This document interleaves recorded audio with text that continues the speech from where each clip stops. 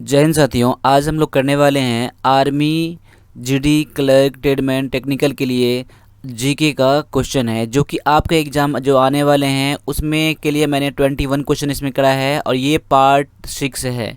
तो आज मेरे साथ फिर से करें।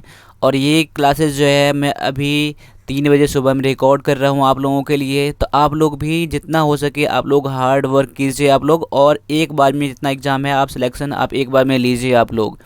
ठीक है, चलिए मैं स्टार्ट कर लेता हूँ, ज़्यादा बात नहीं करता हूँ और स्टार्ट करते हैं आज का सबसे पहले क्वेश्चन से। देखिए, सबसे पहला क्वेश्चन जो आज मैंने लिया है ये है आपके लिए क्वेश्चन ऑफ द डे है। यानी कि आपका ये जो क्वेश्चन है मैंने पहले ही बता दिया है। अगर आपने पिछले क्लास नहीं देखा है, पिछला क्लास नहीं देखा है, तो आप आर्मी जीके के प्लेलिस्ट में जाइए। इस नाम से मैंने बना दिया है प्लेलिस्ट, उसमें जाइए, आप उस सभी पार्टों को देखिए। आपको ये क्वेश्चन जो है आपको वैसे ही आपको मिल जाएंगे, वैसे ही याद हो जाएगा। अगर वहाँ नहीं देखना चाहते हो तो आप गूगल सर्च भी कर सकते हो, या फिर आपको पता है तो आप लोग इसका कमेंट ज़रूर करें। देखिए, मैं क्वेश्चन एक बार पढ़ देता हूँ आप लोगों के लिए। क्वेश्चन जो है ये है, श्वेत प्रकाश के 7 रंग में से किसकी आवृत्ति अधिक होती है?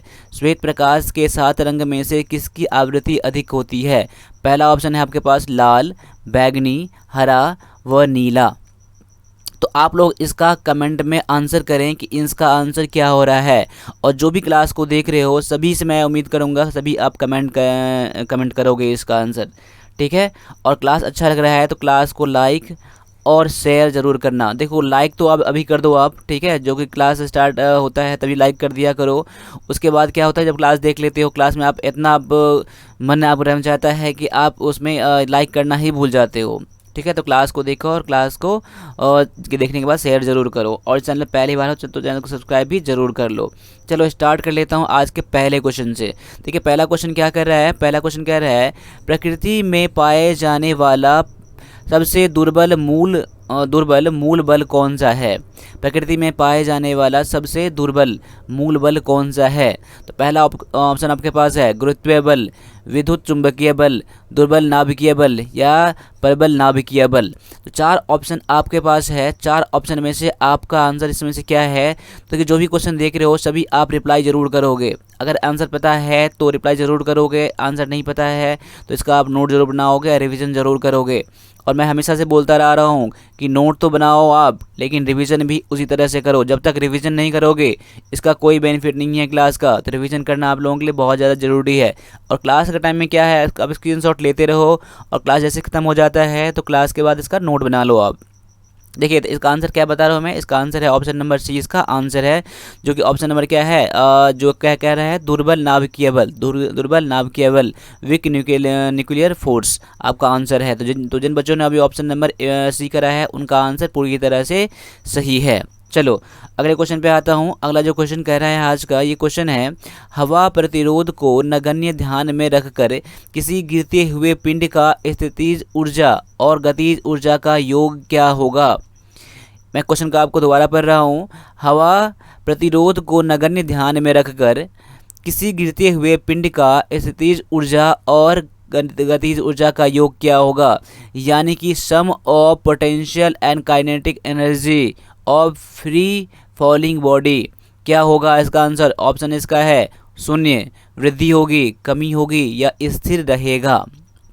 देखिए, तो इसका आंसर आप लोग भी फटाफट कमेंट कर दीजिए और मेरा आंसर से मैच करिए। चलिए, इसका आंसर मैं बता रहा हूँ। इसका आंसर है ऑप्शन नंबर ए, आज का आंसर है। ठीक है, आप लोग क्लास को शेयर नहीं करते हो, ठीक है, बहुत सारे बच्चे शेयर नहीं करते हो, तो क्लास को एक शेयर कर दिया करो। बाद में कि अगर इसका पीडीएफ चाहते हो तो टेलीग्राम लिंक से आप ग्रुप से ज्वाइन हो जाओ। और आर्मी से रिलेटेड चाहे आर्मी क्लर्क का कंप्लीट इंग्लिश का भी क्लास स्टार्ट है, जो कि पेड क्लास है, ये बहुत ही कम फी में है। और आर्मी के लिए मैथ क्लास स्टार्ट है, तो वो भी आप लोगों के लिए इंपॉर्टेंट है। मैथ है, सभी के लिए मैथ है, टेक्निकल ट्रेडमैन क्लर्क सभी के लिए है। और इंग्लिश जो है बस आर्मी में एग्जाम में आते हैं अभी, तो एग्जाम में आर्मी के लिए आपको इंग्लिश क्लास स्टार्ट है, जो कि रिकॉर्डेड अभी सारे क्लास आपको मिलेंगे अभी आपको।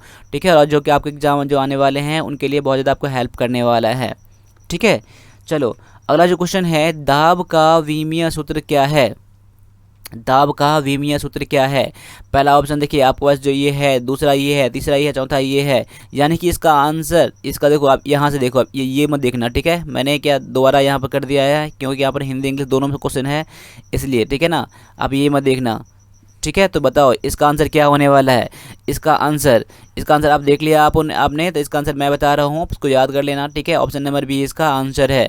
चलो अगले क्वेश्चन पे आता हूँ। अगला क्वेश्चन कह रहा है अधिकतम कार्य के लिए बल एवं विस्थापन के बीच कितना कोण होना चाहिए। अधिकतम कार्य के लिए बल और विस्थापन के बीच कितना कोण होना चाहिए। कितना कोण होना चाहिए। पहला ऑप्शन आपके पास है 0 डिग्री से 0 डिग्री, 180 डिग्री, 360 डिग्री या फिर 45 डिग्री। इसका आंसर क्या हो जाएगा। इसका आंसर आप लोग कमेंट करिए। देखिए, तो इसका आंसर हो जाएगा ऑप्शन नंबर ए हो जाएगा। कितना हो जाएगा, 0 डिग्री आपका आंसर हो जाएगा। चलिए एक बार मुझे याद आ गया कि एक क्वेश्चन मैंने गलत कर दिया है कि इसका आंसर जो है क्वेश्चन नंबर 2 का आंसर ये शून्य नहीं होगा, क्या होगा, स्थिर रहेगा। देखिए अगला क्वेश्चन मैंने देख लिया, मुझे याद आ गया, इसका आंसर क्या हो जाएगा, स्थिर रहेगा। ठीक है, चलो आगे ये क्वेश्चन था आपका, इसका आंसर तो मैंने 0 डिग्री कर दिया। मैंने 0 डिग्री यहाँ पर देखा, इसलिए मुझे क्वेश्चन का आंसर मुझे याद आ गया। ठीक है, तो आप लोग करेक्शन उसका कर लेना। देखो ये जो क्वेश्चन है, ये क्वेश्चन क्या कह रहा है, तेलों के हाइड्रोनीकरण में कौन सा उत्प्रेरक प्रयुक्त होता है। तेलों के हाइड्रोनीकरण में कौन सा उत्प्रेरक प्रयुक्त होता है। पहला ऑप्शन आपके पास है Fe, Ni, MO या PT। देखिए एग्जाम में आपके ये भी क्वेश्चन पूछ लिया जाता है कि Fe किसका केमिकल नेम है, इसका केमिकल नेम क्या है। तो आपको ये भी एग्जाम में पूछ दिए जाते हैं, आपके 4 नंबर आपको यहाँ से मिल जाते हैं। वैसे इसका आंसर मैं बताऊँगा अभी, लेकिन इसका भी समझ लीजिए पहले Fe को क्या कहते हैं। देखिए Fe को कहते हैं, इसका नोट बना लीजिए अगर नहीं पता होगा तो, इसे कहते हैं आयरन। Ne को क्या कहते हैं, निकेल, NiCkel निकेल। MO को क्या कहते हैं, इसे कहते हैं MOLY, माफ़ कीजिए यहाँ पर MOLY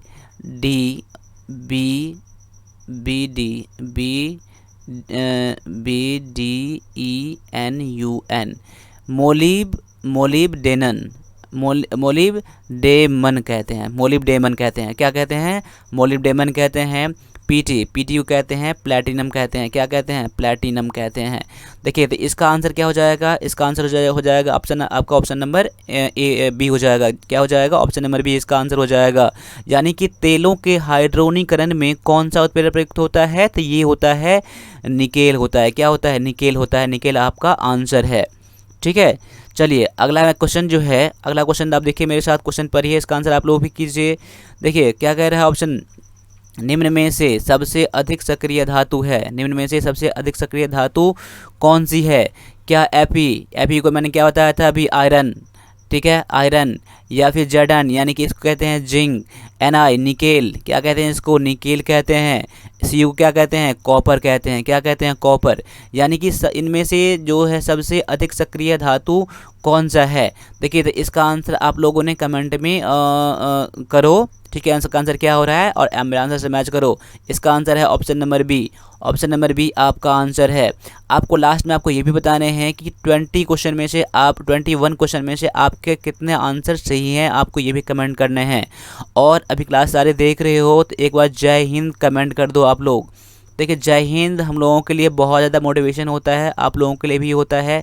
जय हिंद, बहुत एनर्जी आता है हम लोगों के पास, तो जय हिंद एक बार ज़रूर मुझे कमेंट कर दो।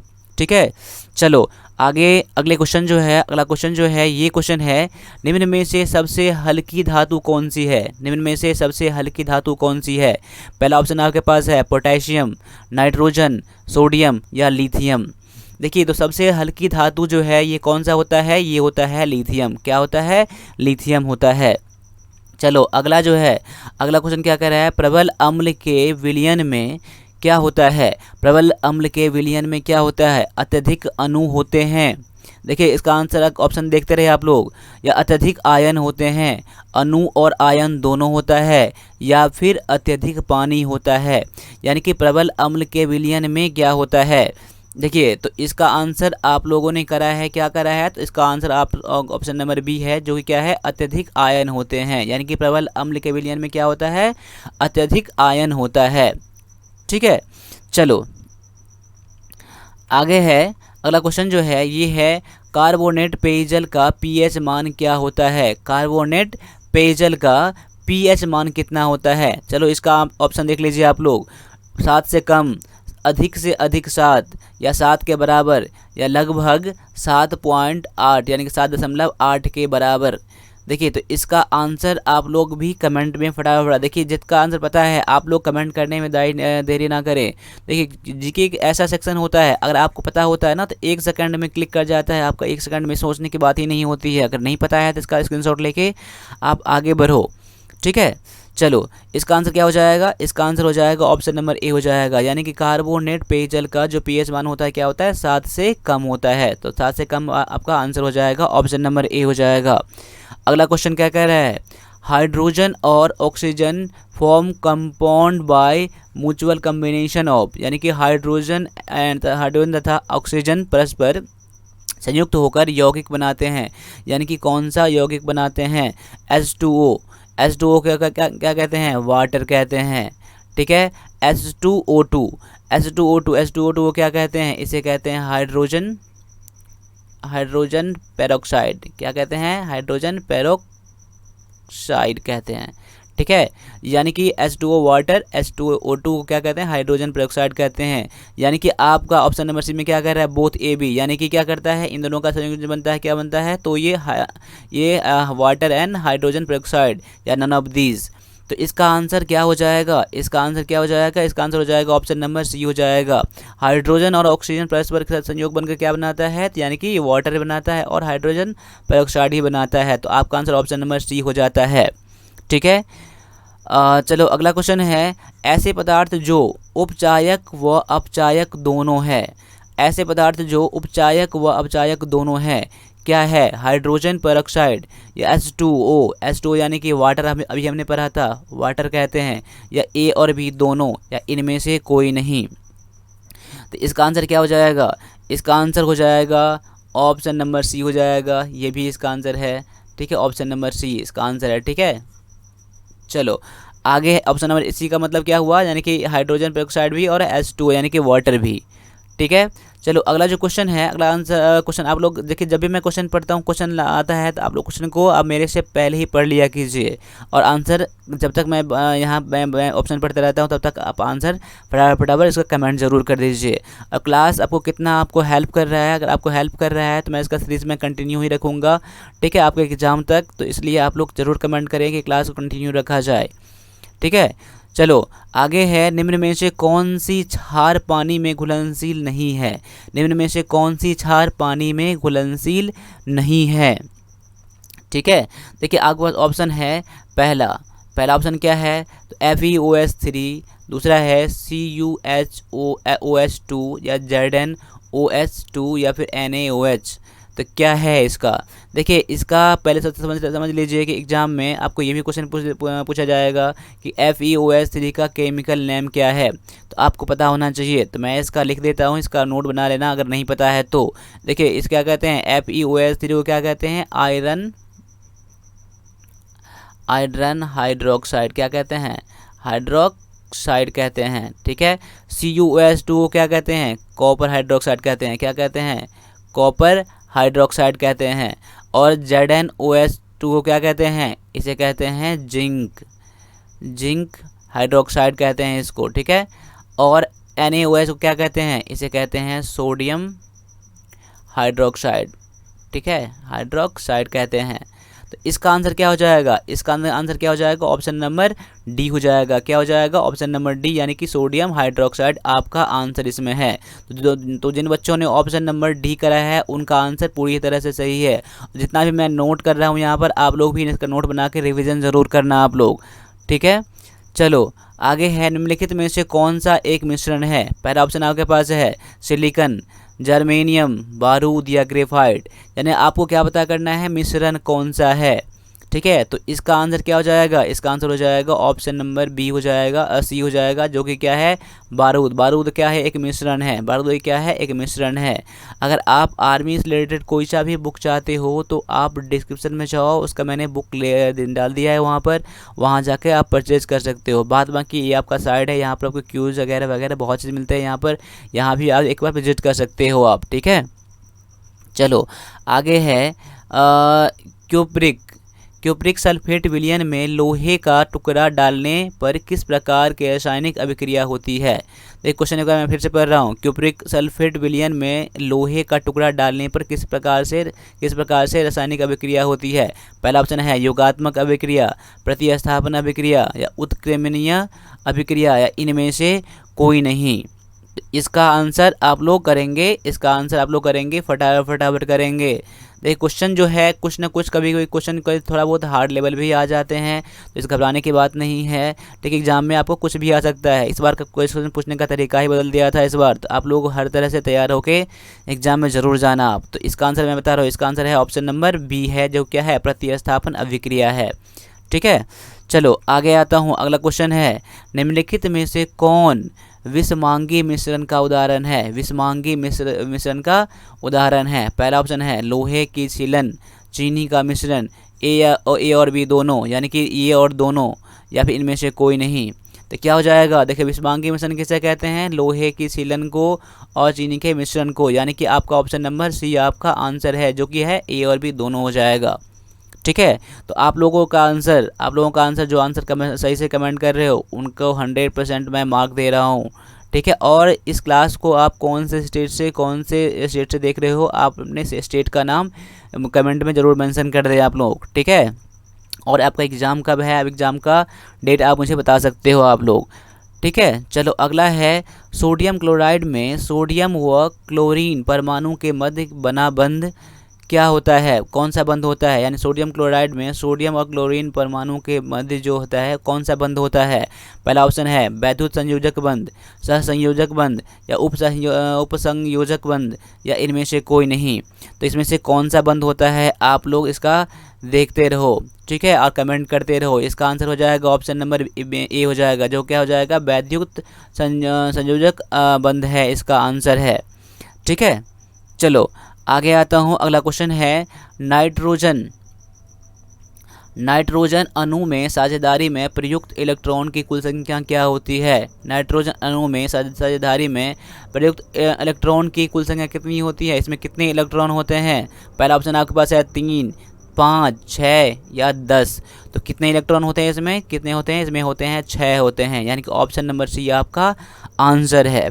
चलो अगले क्वेश्चन पर मैं आपको लेके चलता हूँ। अगला क्वेश्चन क्या कह रहा है, सल्फर डाइऑक्साइड निम्न में से कौन सी रासायनिक पदार्थ को रंगहीन कर देती है। सल्फर डाइऑक्साइड निम्न में से कौन से पदार्थ का रंगहीन कर देती है। तो पहला ऑप्शन आपके पास क्या है, चलो एक मिनट रुक जाओ, हाँ चलो। तो पहला ऑप्शन आपके पास क्या है, CuSO4, NiCl2, KMnO4 या K2Cr2O7। देखो मैं इसका क्या करता हूँ, सभी का मैं एक बार केमिकल नेम इसका मैं लिख देता हूँ। ठीक है, देखिए CuSO4 को क्या कहते हैं, इसे क्या कहते हैं, कॉपर सल्फेट कहते हैं। क्या कहते हैं, कॉपर सल्फेट कहते हैं। NiCl2 क्या कहते हैं, इसे कहते हैं निकेल, NiCl निकेल क्लोराइड, क्या कहते हैं, निकेल क्लोराइड कहते हैं। ठीक है, KMnO4 को क्या कहते हैं, इसे कहते हैं पोटेशियम मैग्नेट कहते हैं। क्या कहते हैं, पोटेशियम, मैंने गलती कर दी यहाँ पर, POTA होता है। ठीक है, SSIUM, पोटेशियम मैग्नेट। ठीक है, अगला है C2Cr2O7 को क्या कहते हैं, इसे कहते हैं पोटेशियम डाइक्रोमेट कहते हैं, पोटेशियम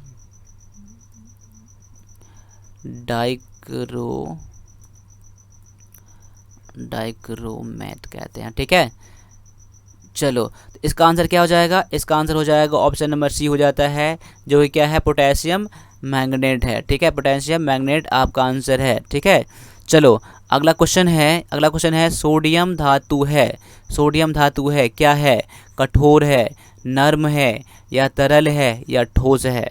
तो क्या है, ये है आपका नर्म। क्या है, नर्म है, क्या यानी कि सॉफ्ट है, यानी सोडियम धातु क्या है, एक सॉफ्ट है। सॉफ्ट आपका आंसर पूरी तरह से सही है। चलो अगले क्वेश्चन पे मैं आपको लेके चलता हूँ। अगला क्वेश्चन क्या कह रहा है, इनमें से कौन सा त्रिसंयोजक धातु है।